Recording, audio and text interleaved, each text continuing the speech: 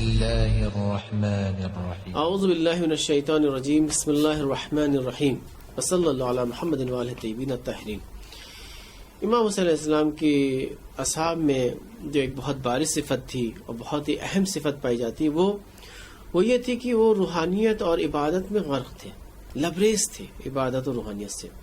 اسی طریقے سے اصحاب امام زمانہ میں بھی یہ احادیث کی روشنی بات ملتی ہے کہ ان کے جو صحابی ہوں گے وہ وقت شناس ہوں گے، وظیفہ شناس ہوں گے اور عبادت میں ہمیشہ غرق رہیں گے، روحانیت سے لبریز ہوں گے۔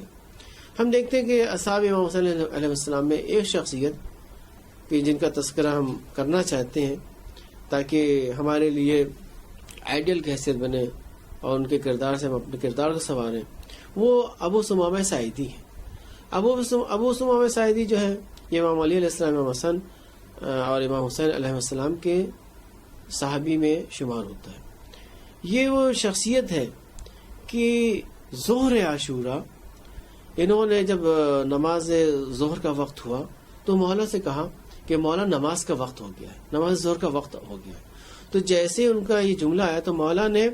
کہا کہ اے ابو ثمامہ، تم نے مجھے نماز کا وقت یاد دلایا، میں چاہتا ہوں کہ دوسری نماز بھی تمہارے ساتھ پڑھوں۔ اب آپ دیکھیں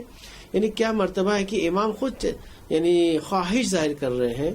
کہ ابو ثمامہ کے ساتھ دوبارہ ایک نماز، ایسی نماز ہو جس میں ابو ثمامہ بھی شریک ہو، ساتھ میں پڑھیں۔ تو یہ ایسے افراد تھے کہ جو عبادت میں بالکل غرق تھے، جنگ کا بھی میدان ہو تب بھی عبادت، اللہ کی عبادت ان کے سامنے ہوتی تھی۔ اور یہی وہ طرح امتیاز تھا صاحب امام حسین کا کہ جو صرف جذبات کے دھارے میں نہیں بہہ رہے تھے بلکہ جذبات کو اطاعت کے اصولوں کے تحت اپنے جذبات کو جو سمت و سو دے رہے تھے، اور یہی ہمیں بھی سیکھنا چاہیے کہ کس طریقے سے انہوں نے زندگی گزاری، ان کا کیا پیام ہے۔ چنانچہ یہ وہ شخصیت تھی کہ جو نماز ظہر کے بعد انہوں نے امام حسین علیہ السلام کے ساتھ نماز یعنی پوری جماعت قائم کی۔ یہ وہ لوگ تھے جنہوں نے جماعت کو قائم کیا ہے، نماز پڑھی نہیں، جو قرآن میں ہے یا احادیث میں ہے کہ نماز کو قائم کرو، تو انہوں نے نماز کو قائم کیا، اور نماز کو قائم کرنے کے بعد یہ پہلی شخصیت ہے، نماز ظہر کے بعد پہلی شخصیت ہے کہ جو اصحاب امام حسین میں سے شہید ہوئی۔ اور جب یہ شہید ہوئے ہیں تو امام ان کے سراہنے آتے ہیں۔ اسی طریقے سے ہم دیکھتے ہیں امام زمانہ کی جو افراد ہیں وہ عبادت سے لبریز ہوں گے، روحانیت ان کے وجود میں معجزن ہوگی۔ تو ہمیں کیا چاہیے؟ ہمیں یہ چاہیے کہ اصحاب امام حسین علیہ السلام اور اصحاب امام زمانہ علیہ السلام کی صفات ہیں ان کو اپنے وجود میں پیدا کریں، تاکہ ہم جو یہ کہتے ہیں دعا میں کہ ہمیں امام زمانہ کے ناصر میں شمار فرمائے، ہماری عاقبت بخیر ہو،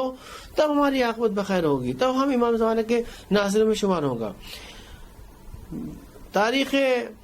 کربلا میں ملتا ہے کہ شب عاشورہ امام حسین علیہ السلام کے اصحاب اس طریقے سے عبادت کر رہے تھے جیسے مدھو مکھی اپنے چھتے سے لگی رہتی، وہاں سے جو آواز نکلتی بھنبھناہٹ کی، اسی طریقے سے ایک زمزم عبادت جو ہے اصحاب امام حسین علیہ السلام کے خیمے سے بلند ہو رہا تھا۔ پتہ چل رہا تھا کہ کون رکوع میں کیا ذکر پڑھ رہا ہے، کون سجدے میں ہے۔ یہ راوی نقل کر رہا ہے، یہ صاحبان مقاتل اس کو نقل کرتے ہیں۔ اور یہی چیز من عن اصحاب امام زمانہ علیہ السلام کے لیے ملتی ہے کہ وہ کیسے ہوں گے۔ ان کی صفات میں بیان ہوا ہے روایت میں کہ لہم فی اللیل اصوات کا اصوات السواکل حزنا من خشیت اللہ، یہ رات میں اس طریقے سے یہ خشیت الہی میں اللہ کے خوف سے یہ گریہ زاری کریں گے کہ جیسے ایک مصیبت زدہ ماں جو ہے وہ گریہ زاری کرتی ہے۔ تو ہمیں یہ چاہیے کہ ہم ہمتاً ہر وقت اللہ کے خوف الہی میں رہیں اور روحانیت سے اپنے وجود کو لبریز کریں، اور عبادت ہمارے لیے ہماری نظر میں اہم ہو، نماز ہماری نظر میں اہم ہو، جس طریقے سے اصحاب امام حسین علیہ السلام نے کر کے دکھایا، اور وہی صفات جو اصحاب امام زمانہ میں ہوں گی انشاءاللہ۔ وصلی اللہ علی محمد وآلہ الطیبین الطاہرین۔